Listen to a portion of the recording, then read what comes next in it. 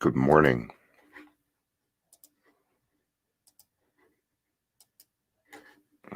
It's time for the daily reflection.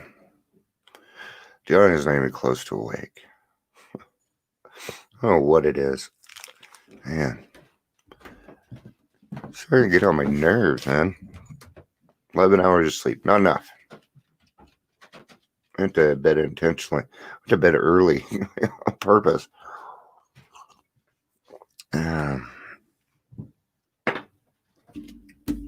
Just gonna keep talking to my doctor about it. So, today we're going to talk about loneliness, like a few others know, and I think you guys understand what I'm talking about. Maybe for those newer in the program, it's and you'll know this feeling as soon as I bring it up. You could go to Mile High Stadium and it could be National Dion Day, and there's hundreds of thousands of people there celebrating Dion and his life and everything else, and I could be the loneliest person in the world and probably not even want to go. Right? Sound about right? This disease will take us and it'll remove us from anything. It'll remove us from anything good, anything worthwhile, anything that might be dear to your heart. It's going to take it. It's going to smash it apart, maybe to a point where it might not be able to fix it or repair it. And that's part of the bad news of our disease. One that we have to deal with. And does that say lowliness?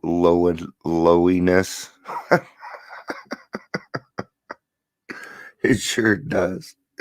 Lowliness.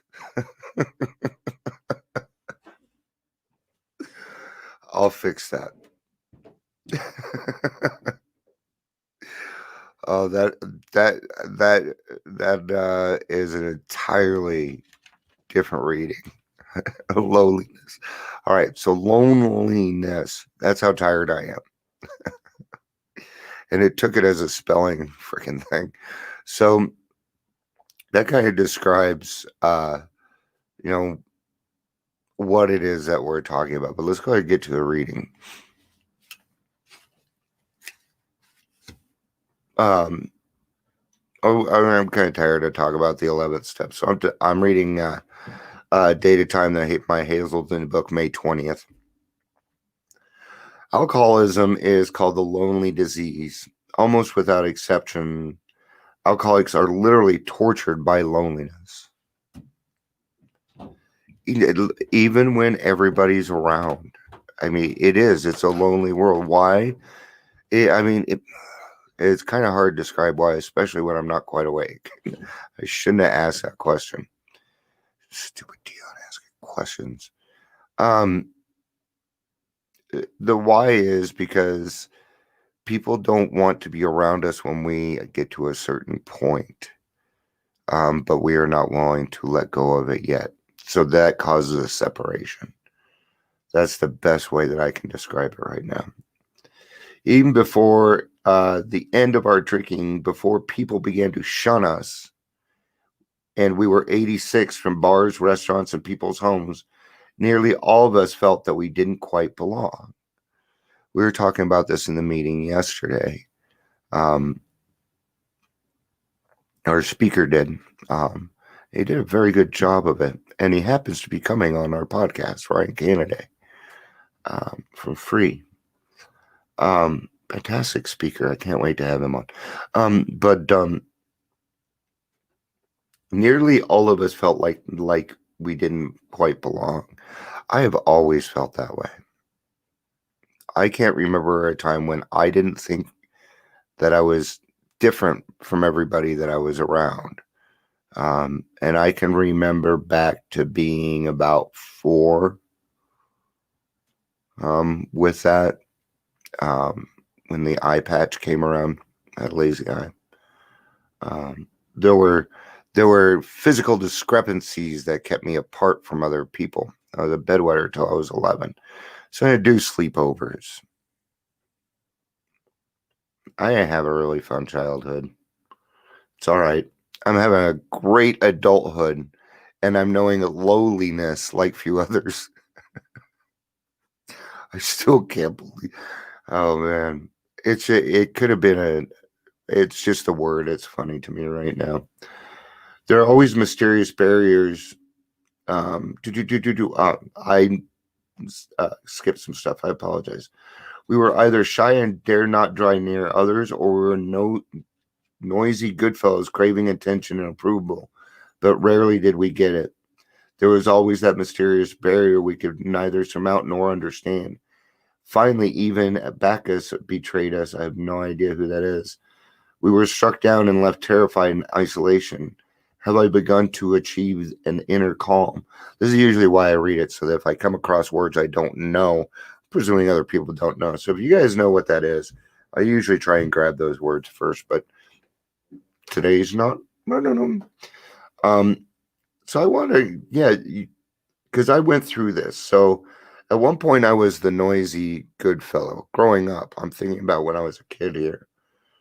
Mom, look at me, look what I can do. I remember once I intentionally got myself hurt to get my mom's attention. I hope she's not watching because I haven't told her that one yet. But then after a while, I wasn't getting that attention. I just stopped. I still do that with people. If I don't get somebody's attention, I'm not gonna. Now, I won't do it a bunch of times. Nah, you get once. If I really like you twice, after that, I'm done. That's a boundary I have now. I just don't chase people. Right? They don't want to be chased, or they get back in touch with you or whatever. Right? Right. So I was trying to decide: do I read out of solution for solution? There is a solution or a vision for you. I mean, more about alcoholism. I think I'm going to go with a vision for you, just because it sounds nicer, right? For most folks, drinking means conviviality, companionship, a colorful imagination. Not really better, was it? It means release from care, boredom, and worry. It is the joyous intimacy with friends and feeling that life is good. Hey, I remember those times, sure. Yeah, that was a good 6 months. But not so with us in those last days of heavy drinking. The old pleasures were gone. They were but memories. Never could we recapture the great moments of the past. There was an insistent yearning to enjoy life as we once did, in the heartbreaking obsession that some new miracle of control would enable us to do it. There was always one more attempt and one more failure. Okay. And while we were doing that one more attempt and one more failure, we were hurting other people. Just so that we could feel the old pleasures again. Okay. I'm going to tell you something.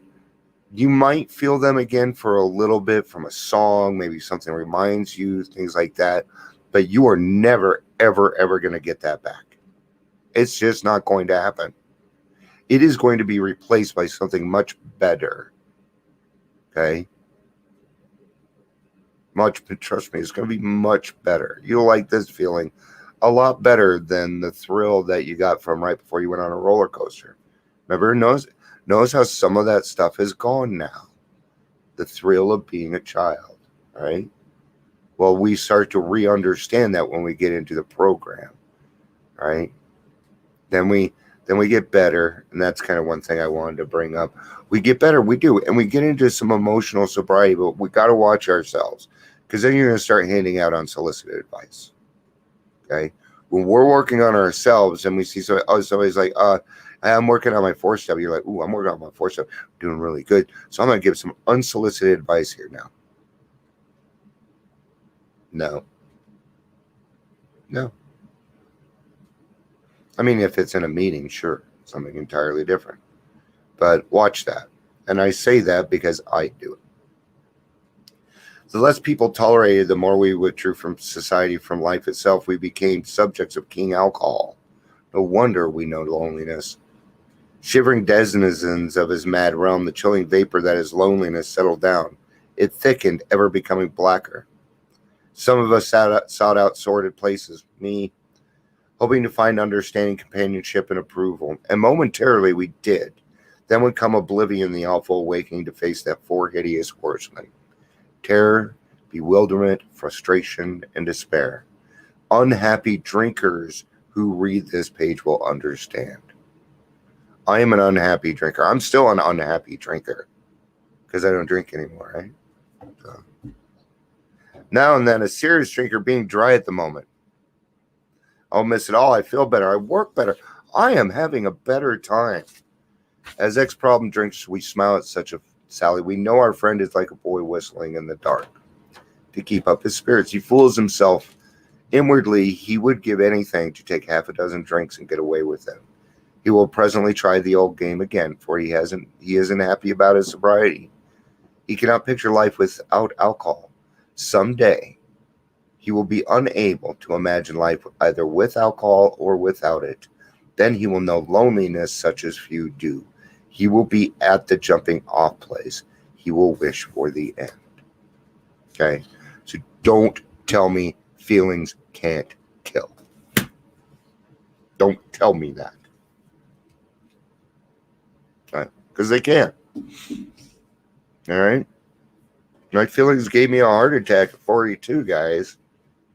They can affect your body. You let it go on. You let your anger go on forever and ever and ever and ever. Yes, it is going to destroy your body. Okay? It works your heart like you would not believe because you're worked up. So your heart has to work overtime. Okay? And eventually it's had enough. And then you'll have a heart attack like I did. Okay? I know there are some people out there, my feelings aren't going to kill me. I understand that portion. Okay? But yes, eventually, I don't necessarily agree with that. Okay? Now, when those feelings pop up for me, I do something about them. Okay? Immediately. I don't wait around. I don't really like the way this is going.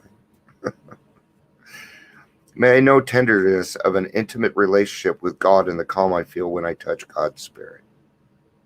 May I translate this tenderness and calm to my relationship with others. May God deliver me from my lifelong feeling of loneliness and show me how to be a friend. Today I'll remember God can teach me to be a friend. Pretty cool. All right, guys. Yeah, good stuff. We don't need to be lonely anymore. Part of what we were talking about in that meeting was, at least for me, I never felt like I belonged, even in my family. And I have another portion of my family. I don't really feel like I belong there either. But when I came to AA, I felt like I was at home. I finally felt like I was home when I was being honest. Right? Isn't that kind of how it feels? I'm not saying my family isn't my family and I don't love them. I do. Love them very much. Okay? It just so happens that I'm kind of different. And that's okay. That's all right. For me, that's okay in my book. It's that portion right there that gives me the power to be able to come on here and do things like daily reflections. To be able to speak from my heart. And it gives me that. It gives me freedom, more freedom than you could ever imagine. And I like that. That's a comfortable place for me. I'm not saying I always get to be there though. Right? Sometimes life is uncomfortable. Being uncomfortable can motivate you to do things. All right? So use words as appropriate. All right? Have a great day, guys. I love you. Peace out. And have a day. Bye.